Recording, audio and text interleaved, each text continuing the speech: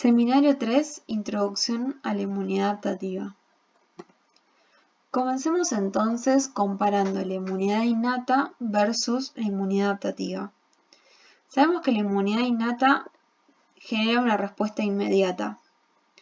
En cambio, la inmunidad adaptativa, en una primera infección existe un lapso de tiempo entre lo que es la exposición y la respuesta tanto humoral como celular. La inmunidad innata tiene una estrategia de reconocer motivos conservados que denominamos PAMs, empleando los receptores de reconocimiento de patrones.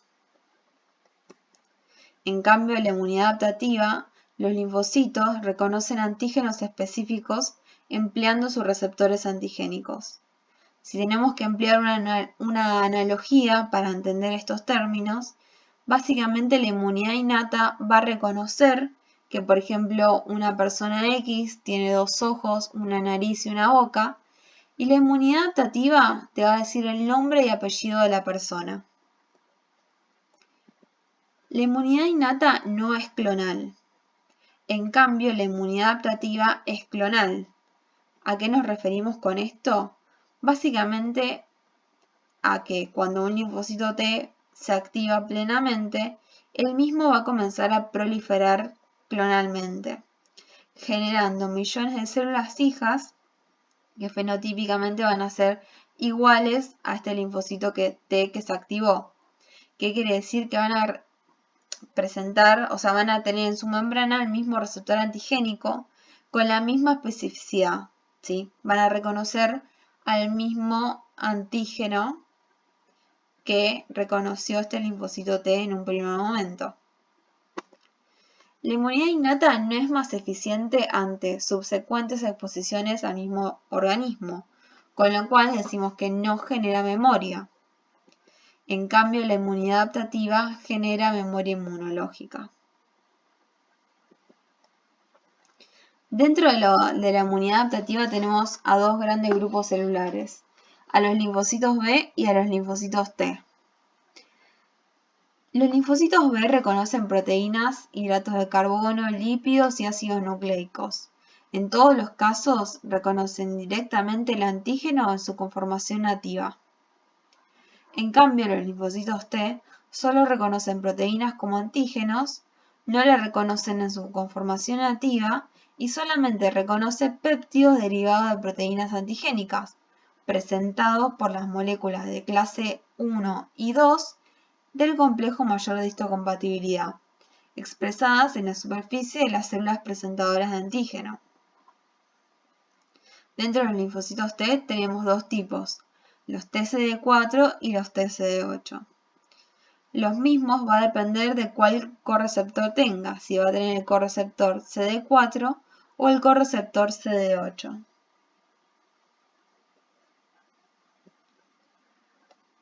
Comencemos entonces a hablar sobre las células presentadoras de antígeno. Vamos a denominar célula presentadora de antígeno a todas aquellas células que procesan proteínas antigénicas y presentan los péptidos derivados a través de las moléculas del complejo mayor de histocompatibilidad.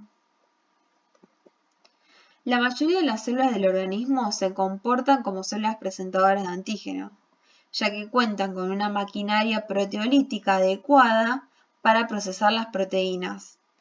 Solo expresan constitutivamente moléculas de clase 1 del CMH y presentan péptidos antigénicos a los linfocitos TCD8 efectores. Las mismas están en una íntima relación con la inmunidad antiviral adaptativa.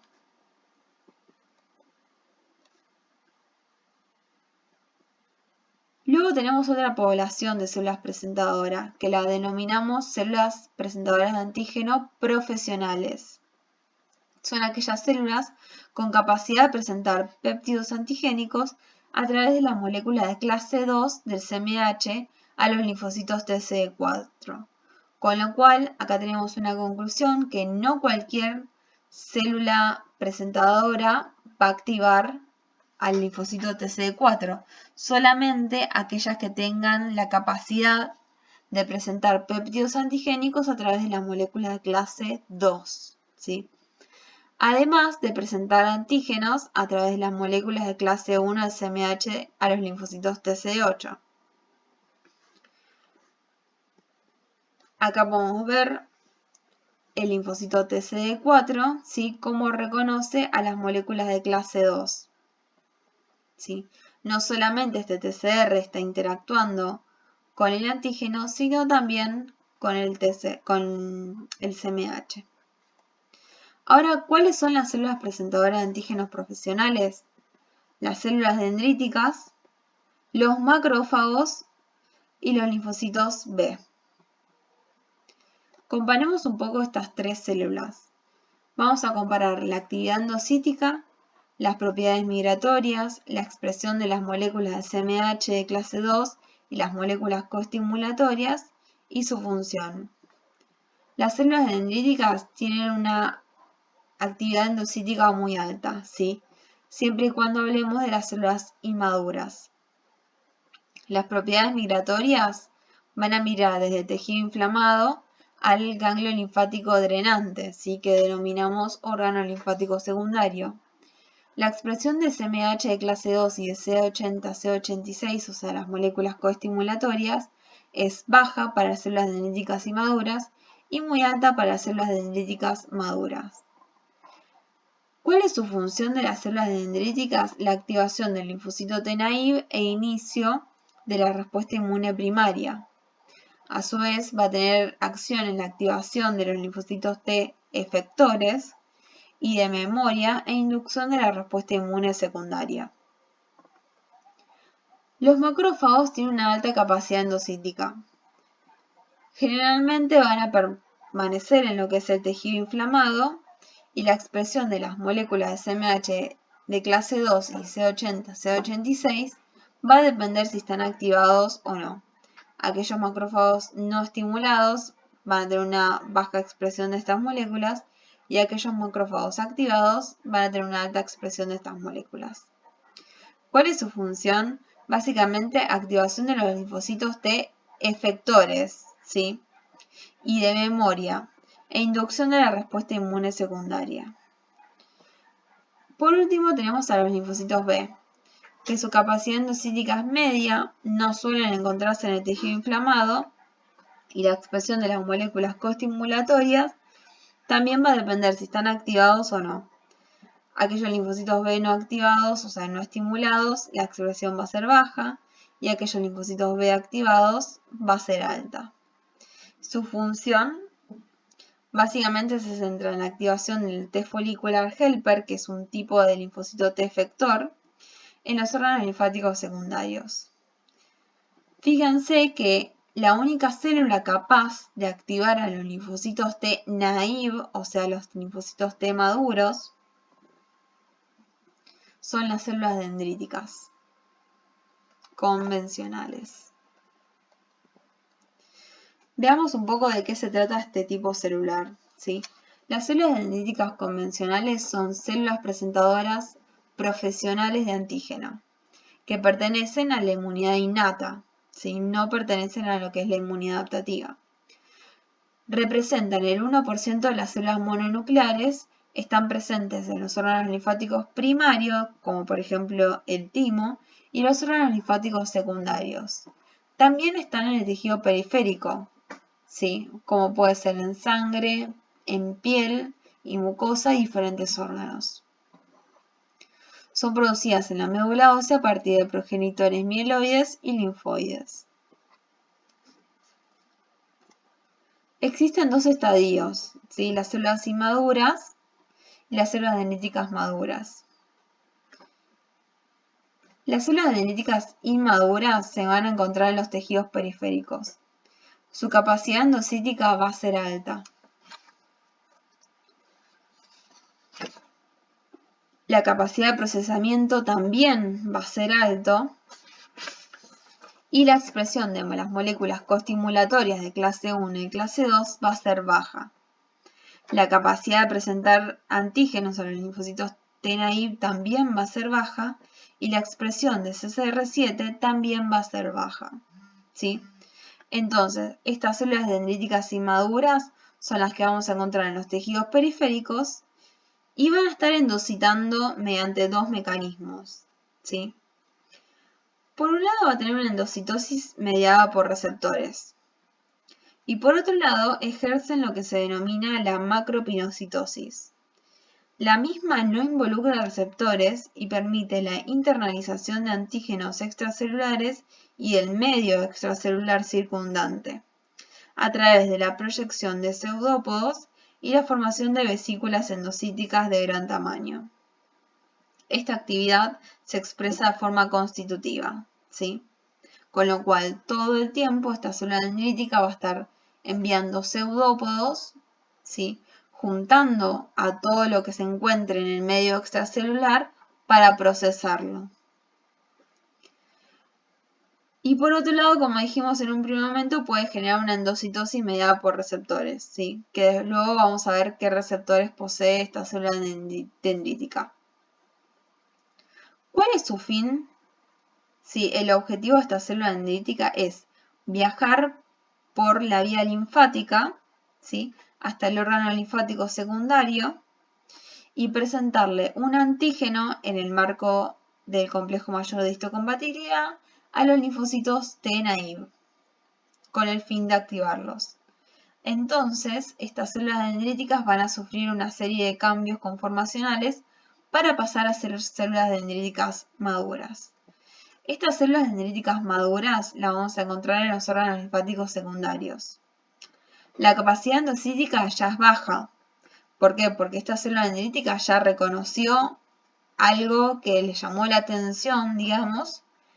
Entonces, ya se va a dedicar, se va a centrar en mostrarle solamente ese antígeno al linfocito T que se va a encontrar en el órgano linfático secundario. Con lo cual, la capacidad endocítica, la capacidad de procesamiento va a ser baja. La expresión de las moléculas costimulatorias de clase 1, la expresión de las moléculas costimulatorias y la expresión del complejo mayor de histocompatibilidad de clase 1 y clase 2 va a ser alto, ¿sí? Porque esta célula dendrítica ya madura quiere estar lista para el encuentro con el linfocito T. Y la capacidad de presentar antígenos a los linfocitos T naive obviamente va a ser alta. Ahora, ¿cómo llega esta célula dendrítica al órgano linfático secundario? A través de un gradiente, ¿sí? Un gradiente de citoquinas. ¿Cuáles van a ser? CCL19 y CCL21. ¿Cómo va a reconocer estas dos moléculas, estas dos citoquinas? A través del CCR7, ¿sí? Que el CCR7 es un receptor que comienzan a expresar estas células dendríticas maduras, los cuales van a guiar a esta célula dendrítica hacia el órgano linfático secundario. Se dice que CCR7 y L-selectina es la llave para ingresar al órgano linfático secundario. Sin eso, la célula dendrítica no puede saber hacia dónde tiene que llegar, ¿sí? Hacia dónde tiene que ir. O sea, su guía va a ser un gradiente de citoquinas. ¿Cuáles? CCL19 y CCL21. ¿Cómo las va a reconocer? A través del CCR7, que es su receptor.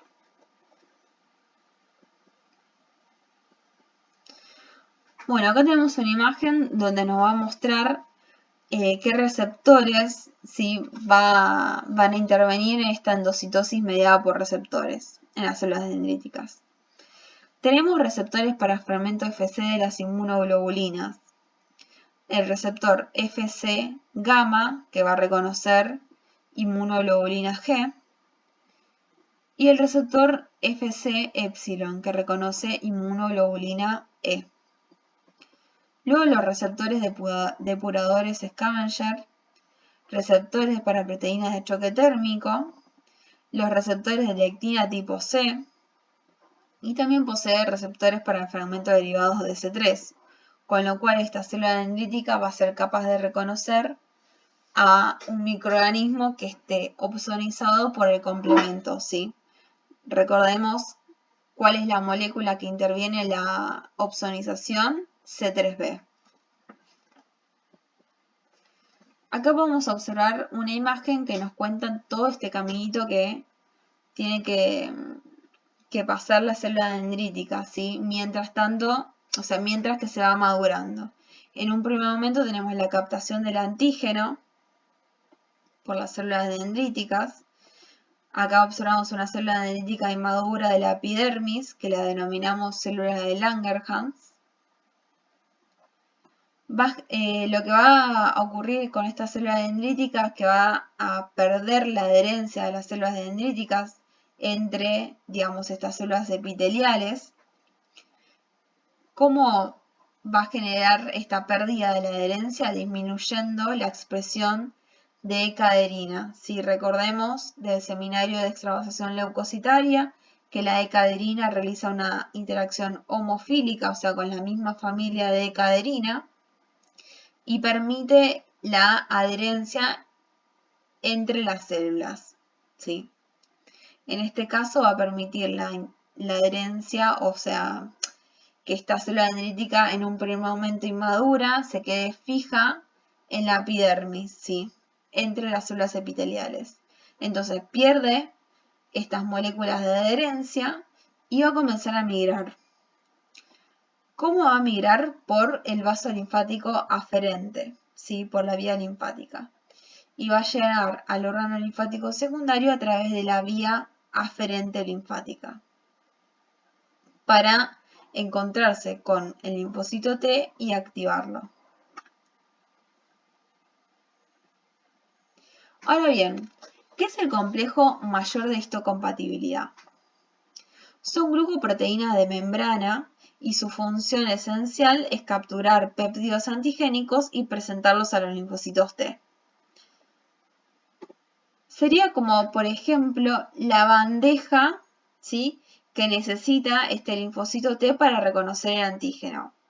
O sea, en otro contexto, si por ejemplo sacamos la tapa de esta bandeja, que sería nuestro antígeno, un linfocito T no lo va a reconocer.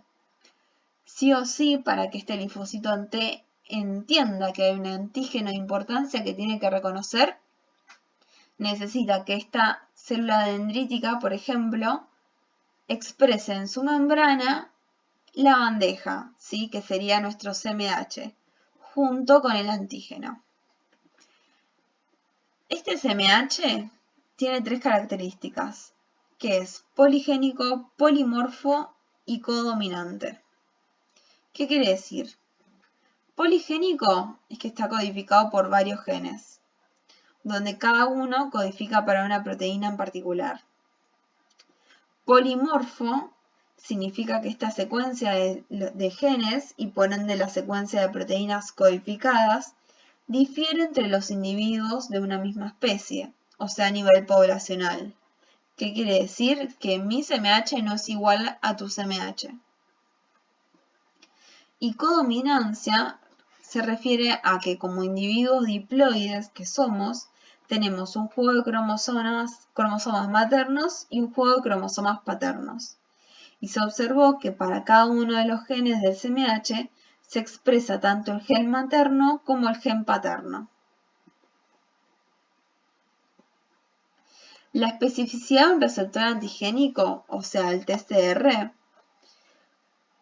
particular, no está dada solamente por el péptido reconocido, ¿sí?, o sea, por el antígeno, sino también por la molécula de CMH que lo presenta.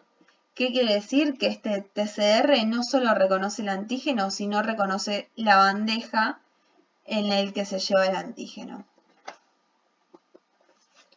A su vez existen dos tipos de CMH. Tenemos clase 1 y clase 2. Clase 1 va a estar compuesto por una cadena alfa polimórfica, ¿sí?, que tiene tres partes, alfa 1, alfa 2 y alfa 3, asociado a una proteína que llamamos beta 2 microglobulina. ¿Quiénes van a tener la capacidad de expresar el CMH de clase 1 en su membrana? Todas las células nucleadas, menos las neuronas y el citotrofoblasto, ¿sí? ¿Para qué necesitamos CMH de clase 1? ¿A quiénes vamos a presentar? A los linfocitos TCD8. Luego tenemos el CMH de tipo 2, que está compuesto por dos cadenas, una cadena alfa y una cadena beta. polimórficas, ¿sí? Y siempre, obviamente, cada uno de estos CMH en la membrana van a estar asociados a un péptido que se va a encontrar en este sector, ¿sí? ¿Quiénes van a tener la capacidad de expresar este CMH de clase 2? Constitutivamente, o sea, siempre las células dendríticas, los macrófagos y los linfocitos B, ¿sí? Fíjense que estas tres células son las que denominábamos células presentadoras de antígenos profesionales. ¿Por qué? Porque justamente tienen la capacidad de procesar antígenos con el fin de expresarlos en su membrana en el contexto de CMH de clase 2. También los precursores eritroides y las células del epitelio tímico tienen esta capacidad. ¿A quiénes vamos a activar en el marco del CMH de clase 2? A los linfocitos TCD4. Fíjense cómo, por ejemplo, ¿no? En el linfocito TCD4 tenemos el TCR que va a reconocer no solamente al antígeno, sino al complejo mayor de histocompatibilidad, ¿sí? En este caso, obviamente, de clase 2. Y a su vez, su correceptor, CD4, interacciona con el dominio beta 2 del complejo mayor de histocompatibilidad. Y en este caso, donde estaríamos hablando del linfocito TCD8, lo mismo, el TCR interacciona con el péptido antigénico, lo va a reconocer y también reconoce al CMH de clase 1. Su correceptor, el CD8, interacciona con el dominio alfa 3 de la molécula del complejo mayor de histocompatibilidad de clase 1.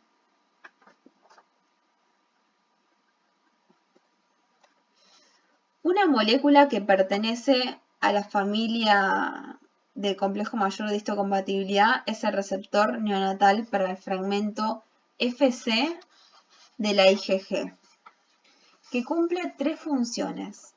Media la transferencia transplacentaria de anticuerpos IgG de la madre al feto. Por otro lado, media la transferencia de anticuerpos IgG de la madre al niño amamantando a través del intestino delgado. Y por último, incrementa la vida media de la IgG sérica, ¿sí? Es importante destacar para entender cómo lo hace, que este receptor Fc neonatal une IgG a valores de pH comprendidos entre 6 y 6,5, ¿sí? O sea, a pH ácido, pero no a pH fisiológico, ¿sí? Entonces, este receptor une la inmunoglobulina en un pH ácido y la va a liberar a un pH fisiológico o neutro. Comencemos por el pasaje transplacentario, ¿sí? El cisto trofoblasto internaliza de forma permanente líquidos maternos que contienen, entre otros componentes, la inmunoglobulina G. La IgG endocitada es vehiculizada hacia un compartimiento endosómico que paulatinamente va disminuyendo sus valores de pH, con lo cual se va a acidificar. Ello permite la unión de la IgG endocitada al receptor Fc neonatal expresado por el propio endosoma. Entonces, cuando se va acidificando, este receptor Fc neonatal une a la IgG. Luego el endosoma se fusiona con la membrana celular al encontrarse ahora con un pH neutro, ¿sí? Porque va a estar en lo que es la sangre fetal, va a liberar a la inmunoglobulina G hacia lo que es la circulación fetal. Por otro lado tenemos el pasaje de inmunoglobulina G durante el amamantamiento. El epitelio duodenal del niño expresa el receptor Fc neonatal.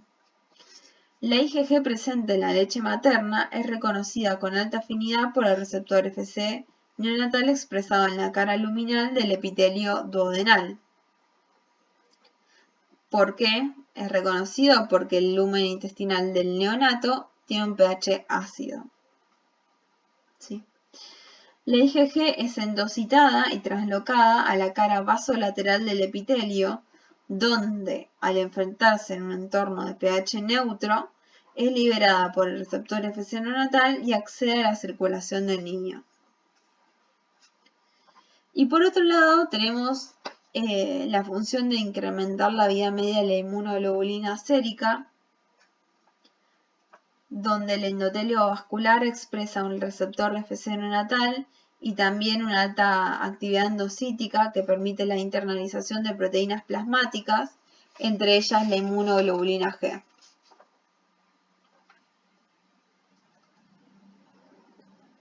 Ahora comencemos a ver el procesamiento antigénico. El procesamiento antigénico se va a llevar a cabo mediante tres vías. Tenemos la vía endógena o biosintética, la vía exógena o endocítica y la vía cruzada. Comencemos con la vía endógena o biosintética. Sabemos que todas las proteínas se sintetizan en el citosol. Las destinadas a la membrana celular se van a traslocar al interior del retículo endoplasmático. O sea, toda proteína que se expresa en la membrana primero pasa por el retículo endoplasmático. Aquí las proteínas se deben plegar adecuadamente antes de ser transportadas a la superficie. Este concepto se aplica también para las moléculas de clase 1 y clase 2 de SMH. Entonces, como clase 1 y clase 2, si estas, como el complejo mayor de histocompatibilidad es una proteína de membrana, sí o sí necesita pasar por el retículo endoplasmático rugoso. Ahora comencemos a explicar lo que es precisamente la vía endógena o biosintética. Tenemos que los péptidos presentados por la molécula de clase 1 provienen de la degradación de proteínas presentes en el citosol.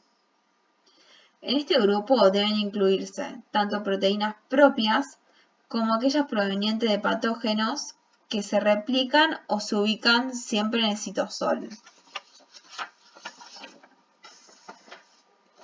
Por ejemplo, las células tumorales, ¿sí?, expresan genes mutados cuyos productos proteicos también serán procesados por esta vía y por lo tanto podrán ser presentados por moléculas de clase 1 a los linfocitos TCD8. Entonces, ¿cuáles son los principales antígenos? Células tumorales y antígenos virales. Toda esta historia comienza con la degradación de proteínas en el citosol, es llevada por el proteasoma. Aquellas proteínas que son marcadas con la ubiquitina son reconocidas por el proteasoma, facilitando su degradación. Los péptidos generados en el citosol deben luego traslocarse al interior del retículo endoplasmático rugoso para encontrarse con su proteína del CMH de clase 1. En este proceso, ¿sí?, participan los transportadores transmembránicos dependientes de ATP que denominamos TAP, ¿sí? Se trata del heterodímero TAP1 y TAP2, presente en lo que es la membrana del retículo endoplasmático. Los péptidos translocados dentro del retículo endoplasmático se unirán a las moléculas de clase 1 que están adheridas, o sea, están pegaditas a este TAP, ¿sí?, en la cara luminal de la membrana del retículo endoplasmático. La unión con el péptido estabiliza la molécula de SMH de clase 1 y luego se libera del TAP este conjunto y deja el retículo endoplasmático para ser transportada a través de una vesícula exocítica hacia la membrana. ¿Cuál es el fin? Presentar en el marco de SMH de clase 1 a los linfocitos T citotóxicos.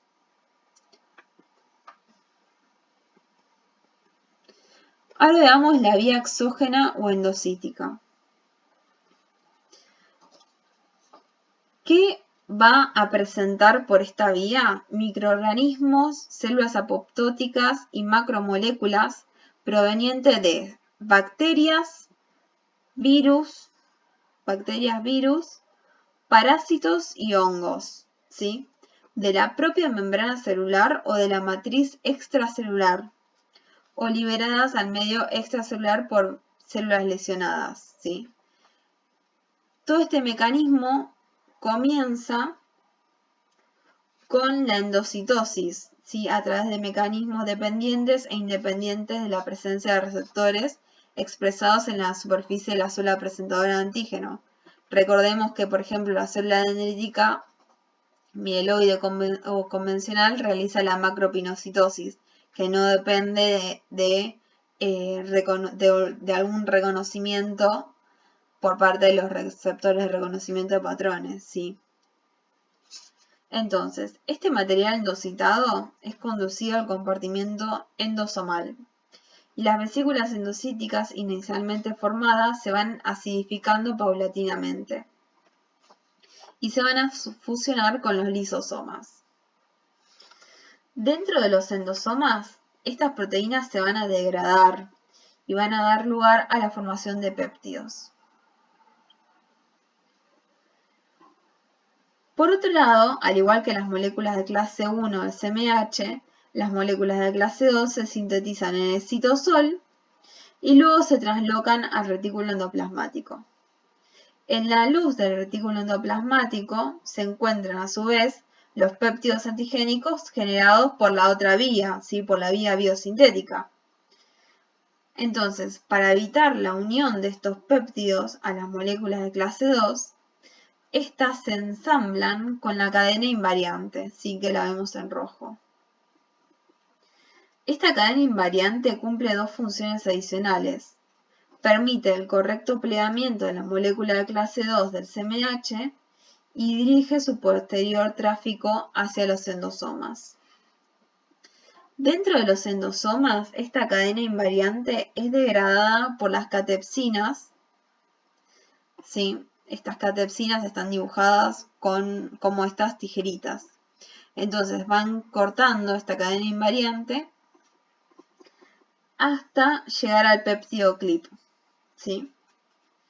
El mismo permanece unido a la molécula de clase 2 cubriendo el sitio de unión al péptido, que sería este, ¿sí?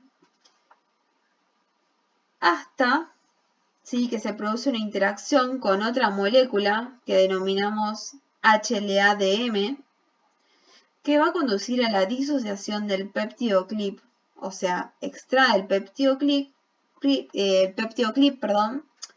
permitiendo la unión del antígeno, ¿sí? O sea, para que este CMH de clase 2 cargue a su antígeno. Tras la unión al péptido, la molécula de clase 2 es transportada a la membrana celular, donde podrá presentar el péptido antigénico al linfocito TCD4.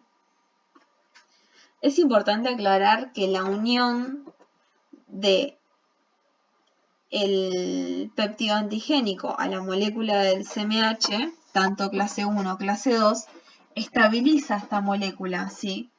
Entonces, prácticamente no existe la expresión en la membrana celular de moléculas tanto de clase 1 y clase 2 sin ningún antígeno, ¿sí? Siempre algún antígeno tiene que estar cargado. Y por último tenemos la presentación cruzada, donde una fracción de las proteínas endocitadas presentes en los endosomas escapa de estos hacia el citosol. Entonces, por ejemplo, un antígeno proteico que es endocitado, que se encuentra dentro del endosoma, se escapa hacia el citosol y es ubiquitinizado, con lo cual se va a dirigir hacia el proteosoma, ¿sí?, que lo va a degradar y va a conducir a todo lo que es la vía biosintética.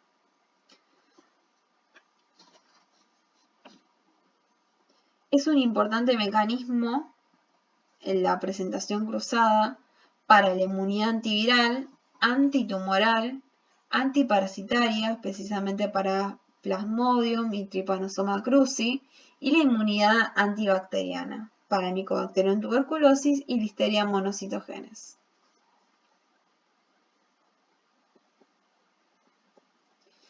Por último, veamos repasemos de nuevo, ¿sí?, la estructura de este órgano linfático secundario, que es en el sitio donde se va a encontrar la célula dendrítica, que es nuestra célula presentadora de antígeno profesional por excelencia, con los linfocitos T.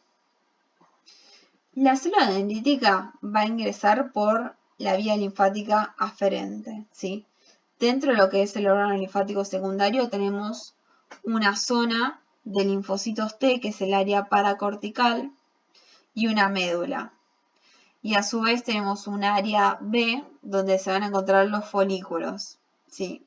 Eso es tema de otra clase.